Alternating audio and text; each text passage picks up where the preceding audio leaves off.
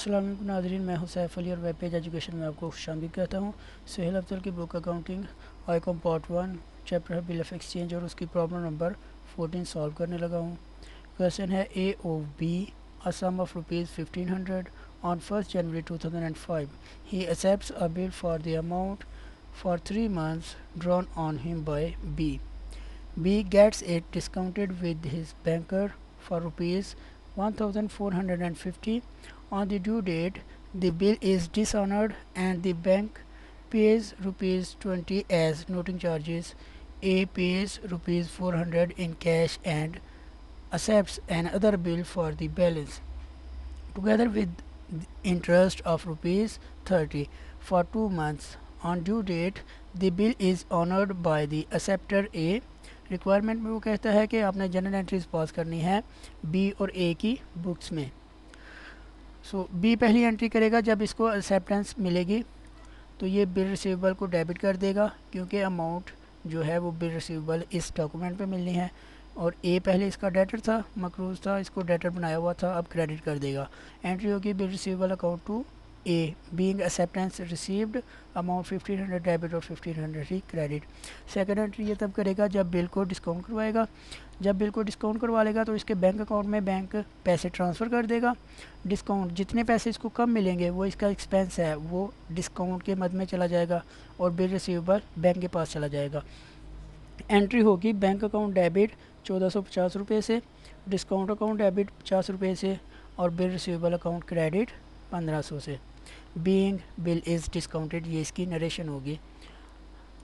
अब bill dishonour हो जाएगा। जब ड्यू डेट आएगी तो ए बिल को मीट नहीं कर सकेगा, डिसऑनर हो जाएगा। ए से हमने पैसे लेने थे तो बिल रिसीवेबल को डेबिट किया था, ए को क्रेडिट किया था। अब दोबारा से क्योंकि बिल तो डिसऑनर हो गया, अब दोबारा से इसको डेटर बना लेगा बी, और बैंक से पैसे ऑलरेडी ले लिए हुए हैं डिस्काउंट करवा के, तो बैंक को क्रेडिटर बना लेगा। A account debit to bank account credit being bill is dishonoured amount 1500 और 1500। अब बैंक जो नोटिंग चार्जेस पे कर रहा है उसने बी से लेने हैं, क्योंकि बी ने डिस्काउंट करवाया था, तो बी एंट्री करेगा ए से पैसे लेने हैं और बैंक को देने हैं। A account debit to bank account credit 20 rupees and 22 being noting charges paid by bank. इन दोनों एंट्रीज़ की कंट्रा एंट्री भी हो सकती है। आगे नेक्स्ट एंट्री ये करेगा जब ए कैश पे करेगा।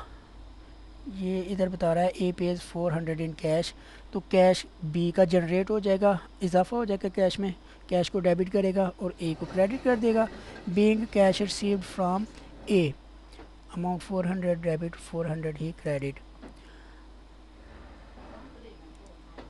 नेक्स्ट एंट्री करेगा जब इंटरेस्ट चार्ज करेगा।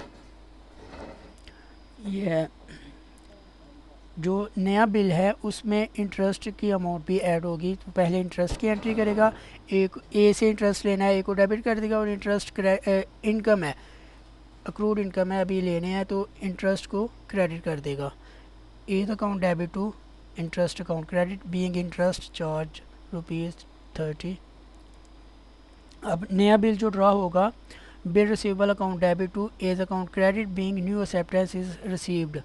जो पहले 20 रुपीज़ थे नोटिंग चार्जेस वो भी इसमें ऐड हैं, वो भी ए से ही लेने हैं और बैंक को देने हैं, इसलिए 30 ये 1100 रुपये बाकी रह गए थे और 30 रुपये इंटरेस्ट के।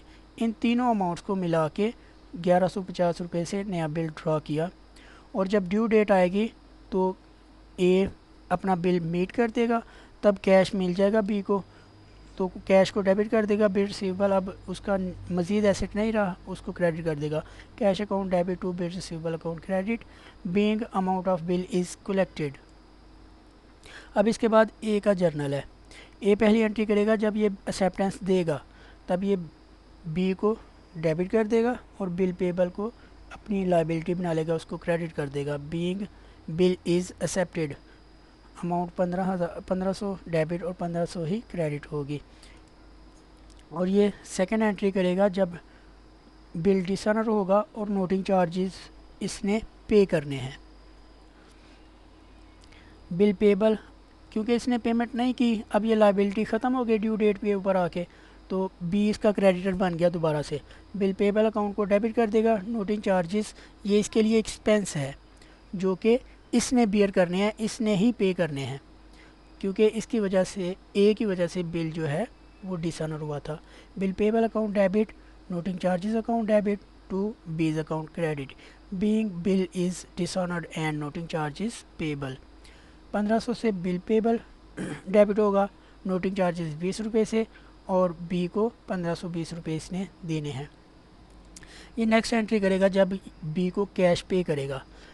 कैश पे करेगा तो बी लाइबिलिटी कम हो रही है उसको डेबिट कर देगा, और कैश उसका एसेट है, कैश में कमी आ रही है तो क्रेडिट कर देगा कैश को। B's account debit to cash account credit, being bill is dishonoured, या इसकी ये भी नरेशन कर सकते हैं, being cash is paid ₹400 and 400।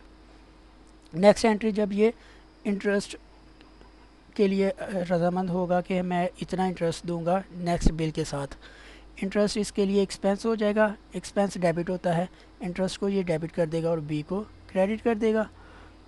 Amount 30 rupees debit, 30 rupees credit, being interest charged by B. अब जब ये न्यू एक्सेप्टेंस देगा तब एंट्री करेगा, बी को डेबिट कर देगा और बिल पेबल के नाम से नई लाइबिलिटी बना लेगा, और इसकी एंट्री होगी B's account debit to bill payable account credit, being new acceptance is given, ये इसकी नरेशन होगी। और ये 30 रुपये इंटरेस्ट के और 20 रुपये नोटिंग चार्जेस के, इनको मिला के तो ये 1150 से नया बिल ड्रा होगा। और जब ड्यू डेट पे ये पेमेंट कर देगा तब ये लाइबिलिटी ख़त्म हो जाएगी, तो बिल पेबल डेबिट हो जाएगा, और कैश इसका कम हो रहा है तो कैश को क्रेडिट कर देगा। Being amount of bill is paid ₹1150 और 1150 रुपये। शुक्रिया नाज़रीन, यहाँ हमारा सवाल मुकम्मल होता है।